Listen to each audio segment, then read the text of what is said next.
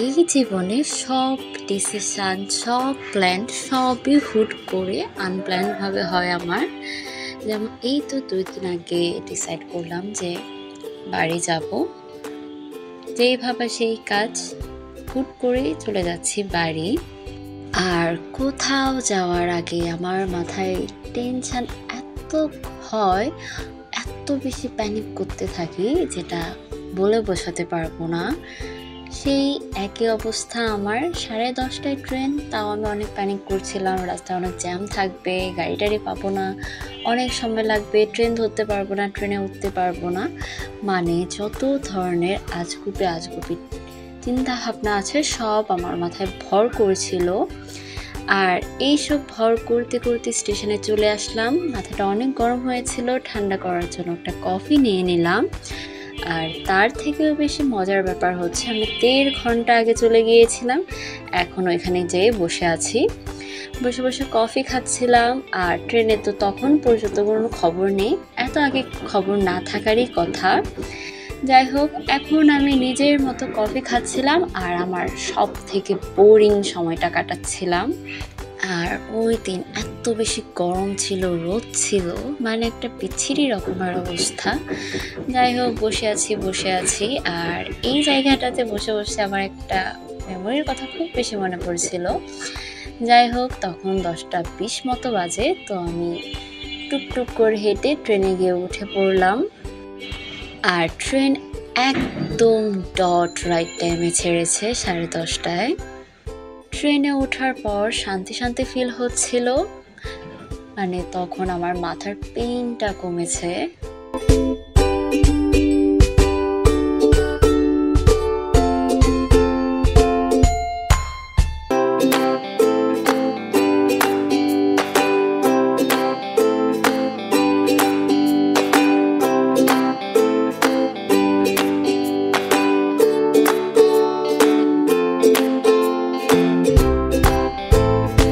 Finally train ছেড়ে দিল।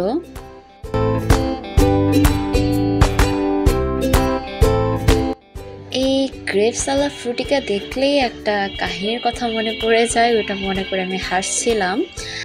আর ট্রেনে জার্নি করার একটা সব থেকে ভালো লাগার আমার ব্যাপার হচ্ছে টুকটুক করে অনেক কিছু খাওয়া যায়, হাবিজাবি অনেক কিছু আসে যেগুলো খেতে আমার অনেক বেশি ভালো লাগে।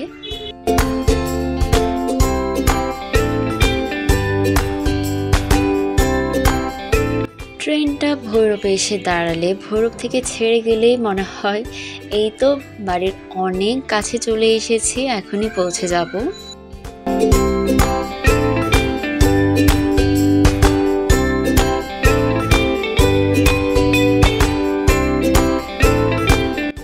এসেই আমার সোনা পৃথ্বীর সঙ্গে। আর আজকে সব আমার ফেভারিট খানা দানা, এটা তো আমার বেশ ভালো লাগে। আর এই ছোট মাছ, আর এটা মায়ের হাতে স্পেশাল দই। তারপর একটা বিশাল ঘুম দিয়েছিলাম বিকেলে চায়ে, মায়ের সঙ্গে চা খাচ্ছিলাম আর অনেক গল্প করছিলাম। এই হলো তার পরের দিন, মানে আমার আয়েশের সময়।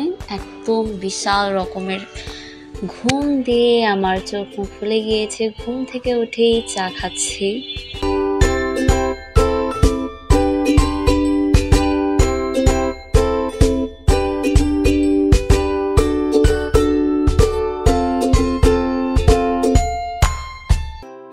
আর এই যে এই ইয়াম্মি ইয়াম্মি আমসত্ত্বগুলো মা বানিয়েছে নিজের হাতে, দেখতে যেমন সুন্দর হয়েছে, খেতেও অনেক টেস্টি হয়েছিল।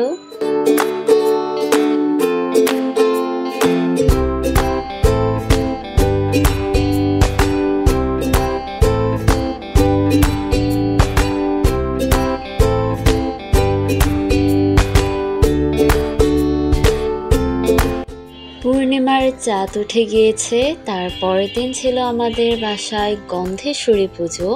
এটা হচ্ছে আমাদের বংশীয় একটা পুজো, যেটা আগে প্রতি বছরই করা হতো, আর এবার বলতে গেলে প্রায় ৩-৪ বছর পর হচ্ছে। বিভিন্ন কারণে এই বছরগুলোতে পুজো হয়নি। আর বেশ ভালো পুজো হয়েছিল। আর পুজো হলে মন এমনিতেই ভালো হয়ে যায়, মনে শান্তি আসে।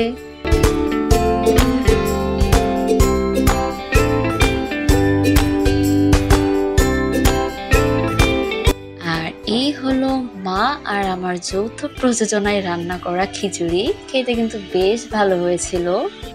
পুজো শেষ হওয়ার পরেই আমি মাকে বলেছিলাম, মা আমাকে চা করে দাও, আমার বেশ মাথা ব্যথা করছিল, কারণ আমি সকাল থেকে চা খাইনি। আর এখন এমন একটা অভ্যাস হয়েছে যে চা না খেলে সামহাও আমার মাথাটা একেবারে ঠান্ডা হয় না, কেমন যেন একটা লাগে। যাই হোক, এ হচ্ছে তার পরের দিন।